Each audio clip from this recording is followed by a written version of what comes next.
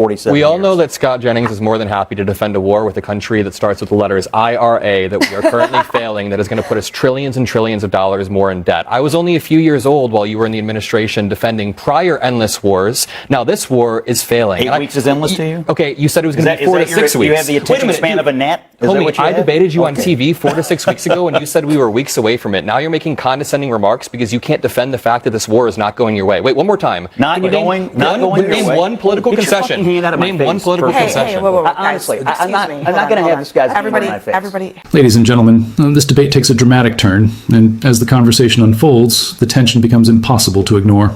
In this exchange, you're about to watch become increasingly frustrated during a heated discussion about the Iran conflict, America's strategy in the region, and the growing criticism surrounding the war.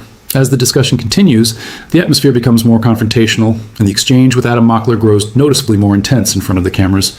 Make sure you watch this discussion all the way through, because the most intense moment happens later in the exchange and completely changes the tone of the debate.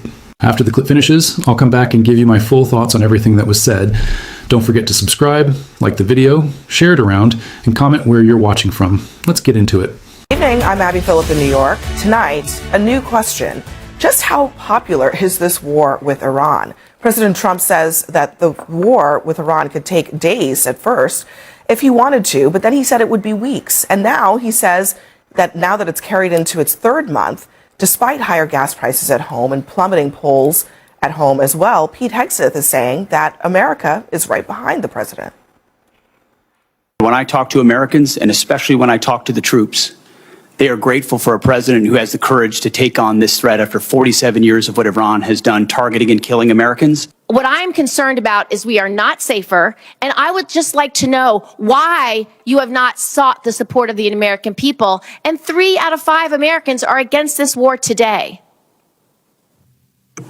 I believe we do have the support of the American people, and we have briefed regularly what this mission looks like and why it's critically important that we undertake it. You don't care whether When the American people support this war. The American people are quite smart. They understand and see through spin. They know that a regime that says death to America, that seeks nuclear weapons and the ability to deliver. Did they lie about the range of their missiles? The picture that Hegseth is painting there is wildly different from what the polling is actually showing. Just 34% of Americans support the war efforts, according to a new Reuters Ipsos poll, and just 25% say that it's worth it, while 53% say it's not. So even among Republicans, only 58% say that the benefits outweigh the costs. And despite gas prices skyrocketing to the highest level in 3.5 years, President Trump is echoing his defense secretary. And I actually think it's very popular, what I'm doing. I can tell you worldwide, the world is thanking me because I shouldn't be the one that's doing it. Other presidents should have done it long before me. And other countries should have done it. We were not helped by NATO at all. Other countries should have done it. It seems like there's a lot of wishful thinking going on here inside the administration about how popular the war is, how Americans see the war. I've looked at poll questions that ask this in all kinds of different ways, right? I read you several of them. Here's another one. In the long run, does military action in Iran make America safer, less safe, or have not much impact? Only 27% say it makes us safer. So, it's either the American people are smart enough to know what they think about this war, or they're not. Well, I think the Secretary Hegseth did a pretty good job. He was combative. He was firm. He was kind of macho. He was also, I think, weak on strategy overall. The polls that you cite, Abby, reflect the fact that they have no end game. And I think I am distressed for the administration for that reason. I don't think they know how this is going to end. I don't think they know how they want it to end. I believe that you have a chaos at the top right now, and everyone is holding their breath. I hope that the president doesn't, in a moment of peak, decide to take out the infrastructure in Iran just because he's angry and frustrated that the thing has dragged on so long. I hope he does not do that, because I worry that nobody at this table and nobody in this country knows where the hell this thing's going. Yeah, Pete Hegseth wasn't acting macho. He was playing a macho person on TV. He is not actually macho. We are dealing with a war that is failing on a daily basis as Donald Trump has taken his due. Machismo. Because he was performing. It was a performance for He's Donald the expert. Trump. Didn't you know? I was wondering. Performance for Donald Trump. You're out there pumping up. Donald Trump is very impressive. He's taken his two largest campaign promises, no new wars and lower prices, ending inflation, and he's messed both of them up. He started a new war that spiked inflation, and now this war is actively failing. An interesting statistic is that Americans have spent collectively $23 billion extra dollars on the gas pump, and that's money that could have gone towards daycare, towards childcare. We'll sit here and you'll laugh at Americans spending money, but the reality is we are failing this war. The purpose of a war is to extract political concessions from the enemy. Can you name a single political concession we've gotten from them? Anything at all? Or are you talking to me? Any political concession? Because you can't name one. So here's what we're doing. No political concessions. When you get up past your bedtime, you get hyper. Here's the deal. We let's not have a clear issue here. You're shaking, bro. We have a clear issue here. No nuclear weapons for the largest state sponsor of terrorism in the world. Period. Full stop. The president believes, and he may be right. I spoke to a retired Rear Admiral today, Mark Montgomery, who's at the Foundation for Defense of Democracies. They think the blockade is actually more effective than the military campaign. And a little patience on the blockade here, where we cripple the Iranian economy, where we kill their currency, which is happening as we speak, where we put pressure on China because they need to get their oil flowing again. A little bit of patience right here, not bombs, but patience on a naval blockade, could get the outcome you want, which is no nuclear weapons for the largest state sponsor of terror.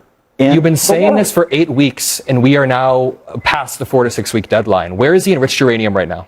It's under rubble. Where is it right now? In the United States or Iran? Iran still has the enriched uranium. They still have the scientists scattered across their country, and they have all of the blueprints in the cloud. You can sit there and act confused, but you can't name a single political concession that we've gotten from Iran. It's not over yet. Okay, but also on that fact, why are we talking about the strategy of this? This isn't a legal war. This is terrorism. We are turning our military into pirates. We are seizing civilian vessels. Additionally, sanctioned Iranian vessels that have gone through a DOJ process.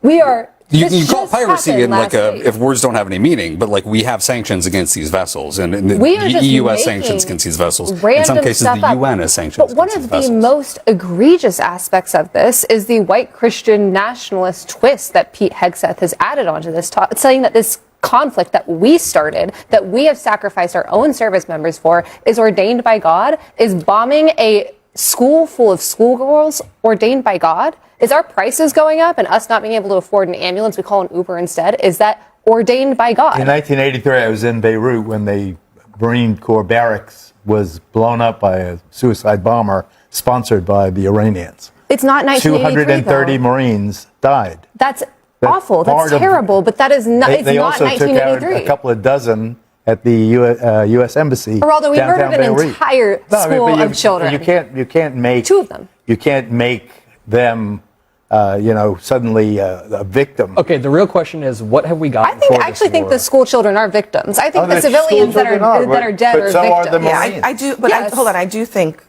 Just to be clear, I mean, obviously, Marines being killed is terrible. School children being killed is terrible. But there's a big difference between Iran willfully bombing, U.S. military targets and the United States bombing a school and then not acknowledging it, which is its own separate problem. But the school children are civilians. They're civilians point blank. They should never be targeted. Terrible. We are, according to some people, already at the 60-day mark. Of this war, and technically they're supposed to come to Congress on it. Pete Hegseth was questioned about this today. Listen to this.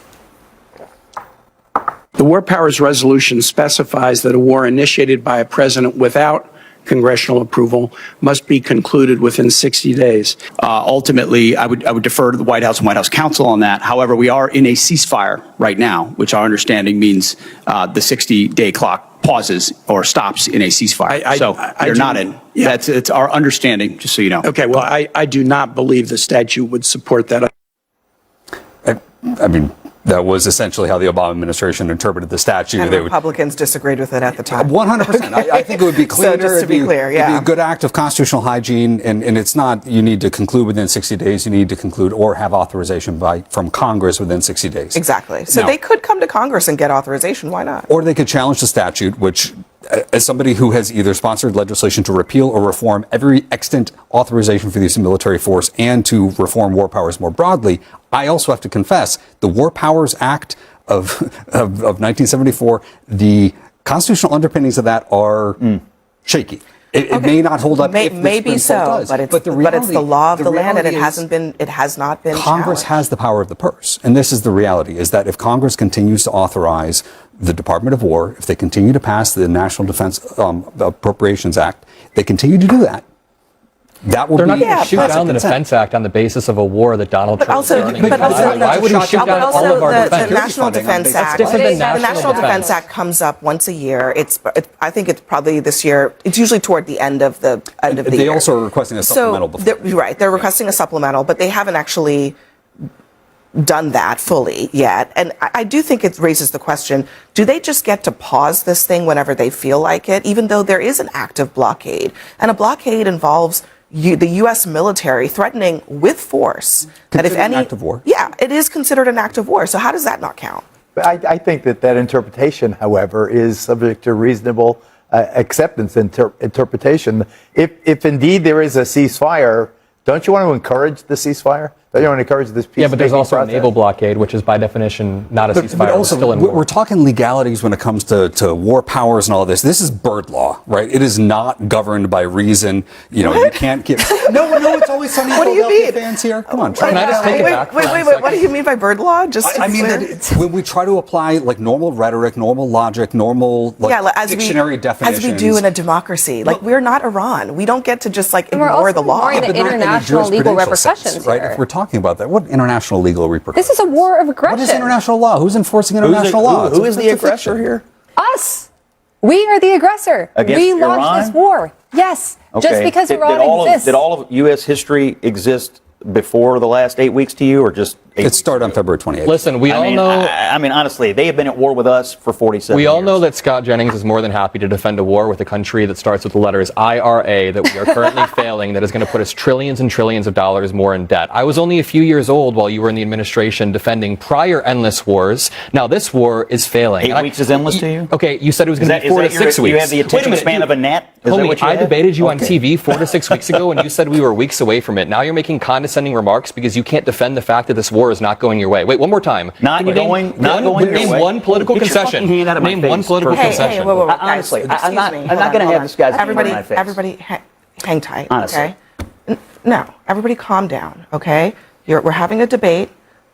You can respond to the points that he's making. Can you name a political concession that we've got? We had a flashback to the war the skinheads had in my studio. I would be mad if I had to defend war too. I would be mad if I had to defend war. Scott, you can respond. We have a very simple goal: to keep terrorists and a terrorist regime from having a nuclear weapon that can threaten you. After listening to that entire debate, I honestly think the biggest takeaway wasn't even the disagreement itself.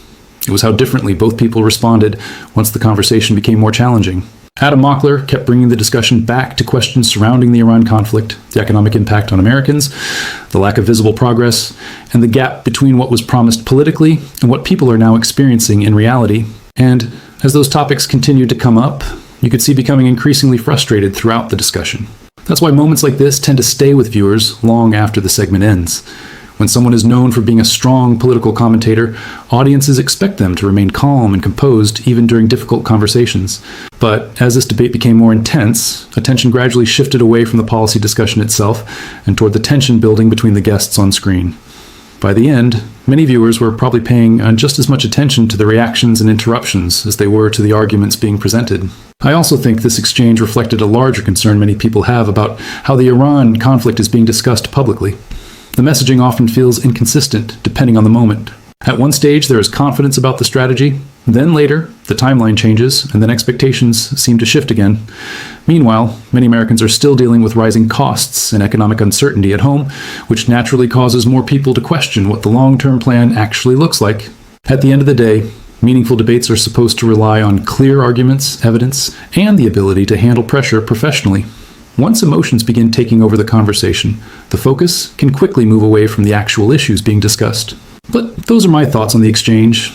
Let me know what you think down in the comments below. Don't forget to subscribe, like the video, share it around, and comment where you're watching from. See you guys in the next one.